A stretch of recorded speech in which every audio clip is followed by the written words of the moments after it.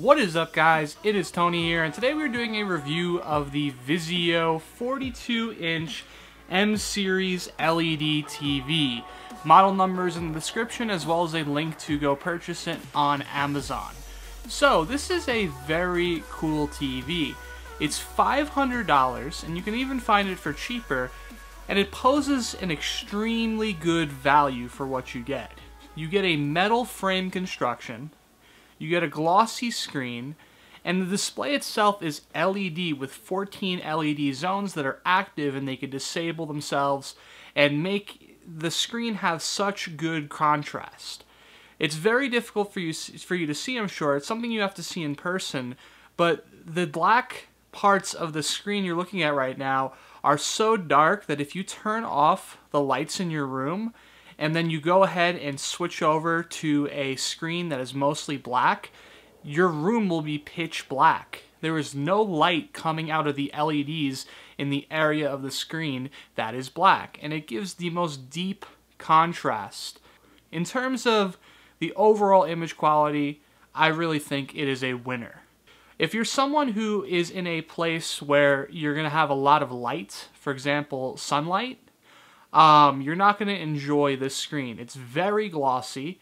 The screen is very glassy type of gloss. It doesn't have a weird deformation to it. It's very flat and planar.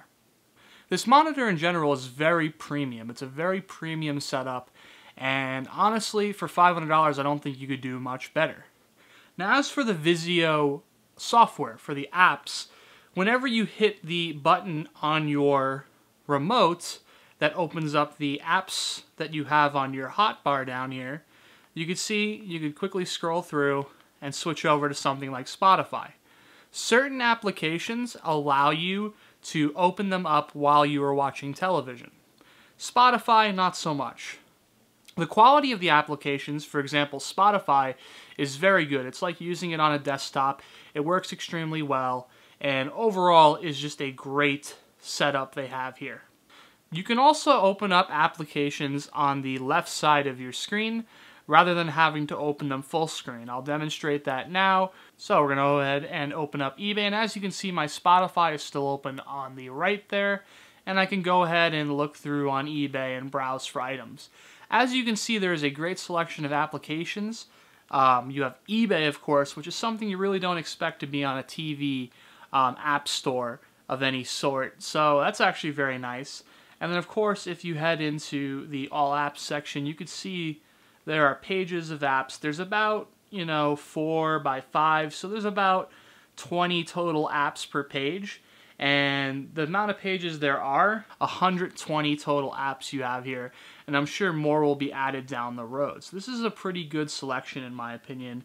I mean, you have everything all the way down to calculators, which is, kind of weird for a TV again, but hey, it's there, I guess. Overall, I find the interface for navigating around your apps and things like that to be a little bit laggy at times. But it's very good compared to some other TVs that I've tried out in terms of smart TVs. I would say it's definitely adequate, as far as performance. There's also some games. As you can see, we got this Wee Kitty game, pretty interesting. A pool game, which is interesting as well. So you can actually play games right on your television without needing a sort of console like I've been demonstrating with the Xbox One. So now that we're on the Xbox One, speaking of which, we're going to go ahead and show you how games perform on this television.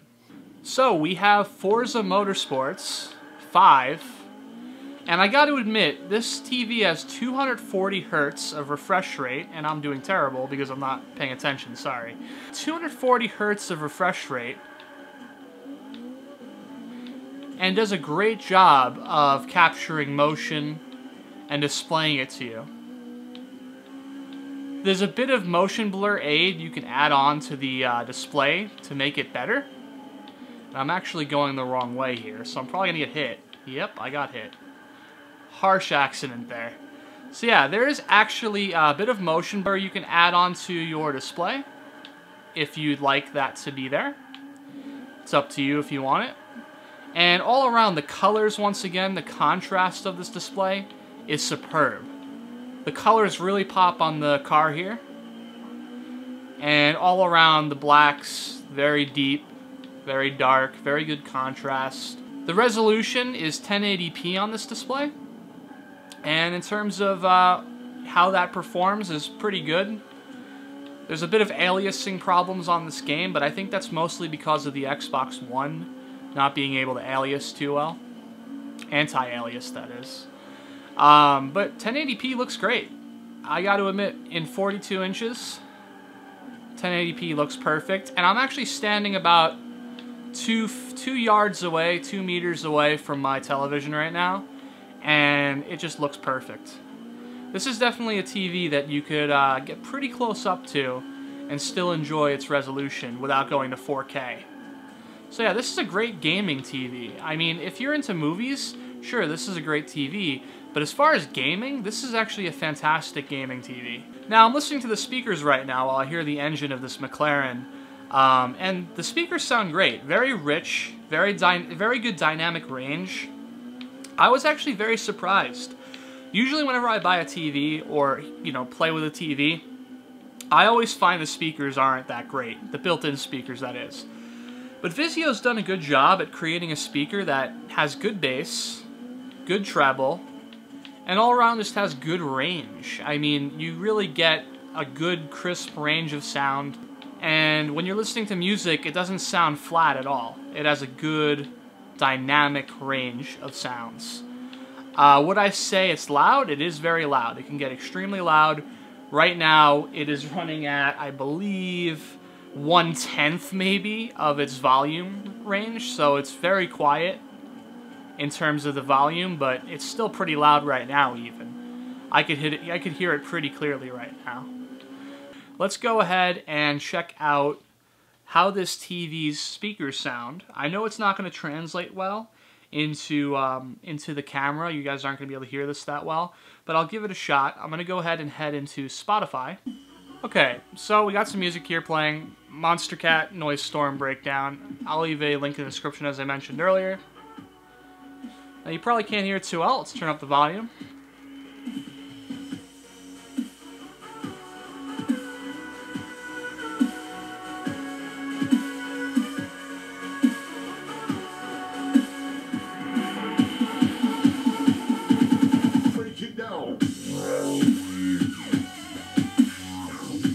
So, overall, it has very good range. The bass is crisp, it sounds good, the treble is nice, it doesn't sound crunchy, it doesn't sound too cheap at all.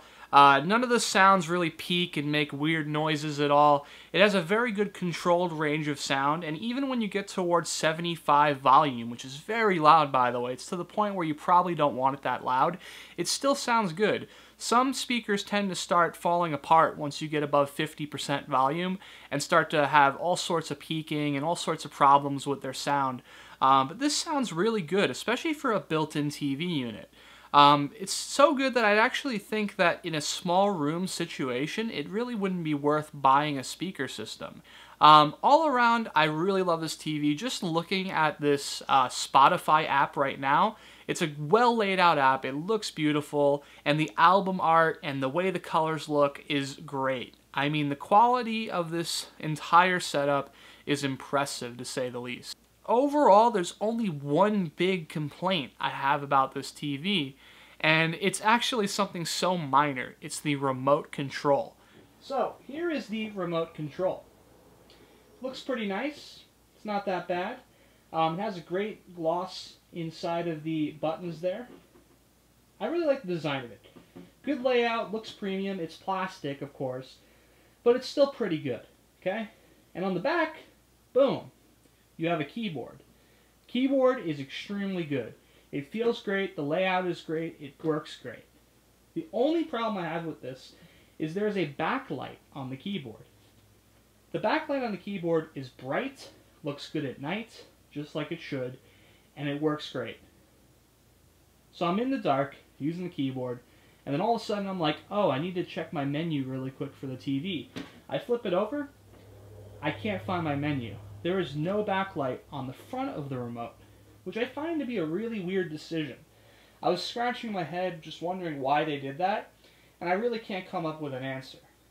But that's the way it is, I guess.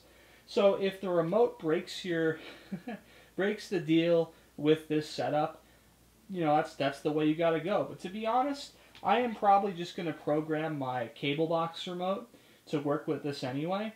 So I'll be able to use all the menu functions through my cable remote, which does have backlighting. So with all of that being said, I hope this video helped you guys make a decision on what television you're gonna buy. I think this is a great value for $500. And actually, if you have more than $500 in your budget, there are actually higher up models that have very similar qualities to this exact television. You can buy a 60-inch version or something around 60 inches with these same exact qualities. The aluminum structure on the outside, the all-around incredible contrast ratio and display quality.